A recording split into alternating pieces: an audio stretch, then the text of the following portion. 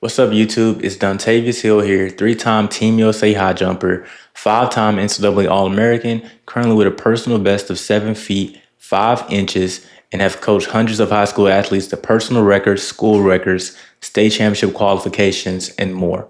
And today, I want to talk to you guys about waiting until the season happens, or just basically waiting to see how well your athlete does in one season to see if you want to get coaching, or waiting to see how an athlete does at a camp to see if you want to get coaching, right? All those kinds of things, right?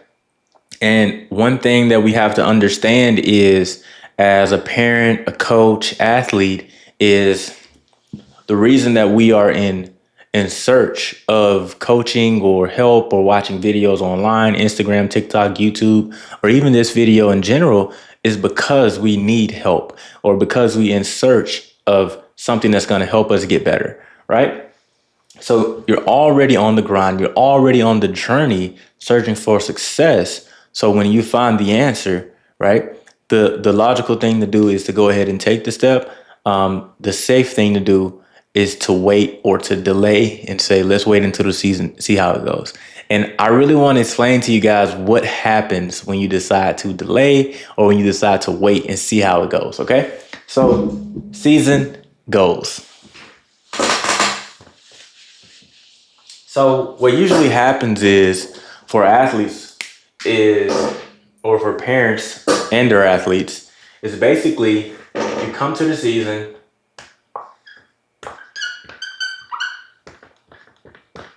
and you have your inputs, right?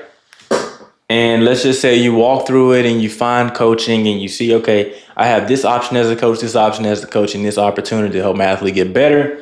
And you see that, but then you say, you know what? Let's just wait and see how my athlete does at this camp that's 6 months away. Or let's just wait and see how my athlete does at the end of this season, which is a whole year away. And then we'll come back and look, right? And what's going to happen is your athlete is going to get the same exact inputs.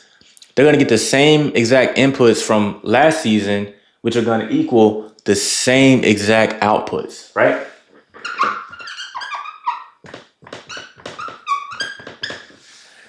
Basically garbage in, garbage out, right? It would be crazy to expect that your athlete is going to get a different outcome or get a different result when they're doing the same thing that they did last season, right? So it's almost to the point where if you were to assume this or to choose this, then you're basically consciously being in denial as an individual or as an athlete, as a coach, as a parent, if you choose to let your child go through this and expect a different outcome. Because this is what you call throwing caution to the wind. This is throwing spaghetti to the wall and seeing if it sticks, right? Because you don't know what works and you decide to throw them back into the field or back into the fire with no water hose, right?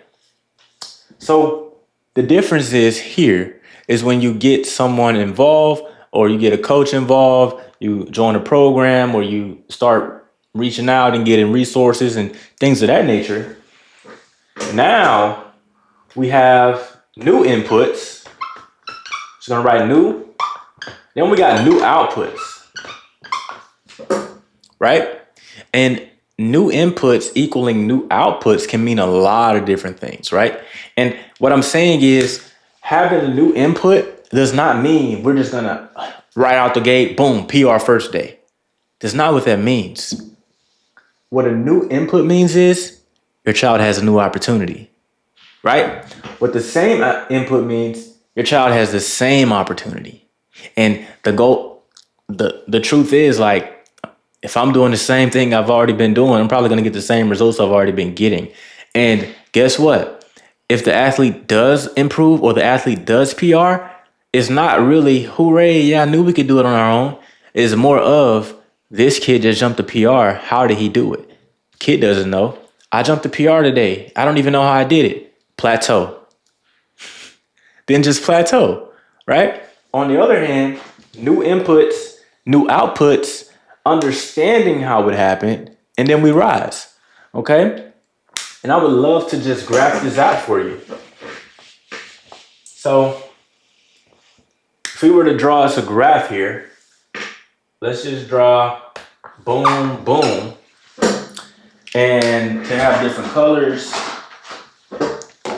the red is our athlete who has the same inputs because their parent decided to wait and just see how the season goes. So this athlete comes into the season, and guess what? He's going to PR, or she's going to PR. So she comes up, boom, she PRs right here, comes back down and stays here. Don't even know how they did it. Don't even know how they got it. So PR. And they just stay, and they stay stagnant because it's not about just going out there and doing it one time. It's about being able to be consistent, right? And then on the other hand, same athlete, this is a new, same athlete, but instead parents allowed them to go ahead and, let's say, try something new, get some coaching, see what kind of instruction can take you to higher bars and see what we can do. This athlete, they came in, they went up, boom, right there they PR, right? Athlete PR. Now this athlete, when they have their downtime or whatever, they're gonna have their downtime, but boom, next thing you know, another PR happens, right? Another downtime, and then boom, another one. So while this athlete PRs their one time and really don't know what happened or how they did it, and they kind of just plateau and they stay, the athlete who knows what's happening, they can PR, and whenever they go down again, there will eventually come a time again where they PR again, and they have their downtime again, and then they PR again. That is what my athletes do. That is what proper instruction can do. And I'm telling the truth. So when I was a freshman in high school, my personal best was 4.8. As a sophomore, I jumped 5'10". Then I jumped 6'3". Then I jumped 7 feet. I had an athlete who came to me. Their parents let them join my program. Within the first week, jumped 4 inches higher. Had another athlete within the first 2 weeks, jump 2 inches higher. Had another athlete, 12 weeks, 3 inches higher. Tristan, right? So they get to go on this path and do what I call ride that wave up because they now know what's happening. They now know what's going on. And the biggest issue is in the high jump space a lot of times is not the talent of the athlete. It's more about knowing how you PR'd. What happened? Knowing your technique. What happened? And most high school coaches, a lot of times, even though they mean well, sometimes they just don't know what's happening for the athlete, right? And that's where I can come in as the expert, right? Knowing that I've jumped 7.5 or knowing that I've been top 25 in the world or competed for Team USA on multiple occasions.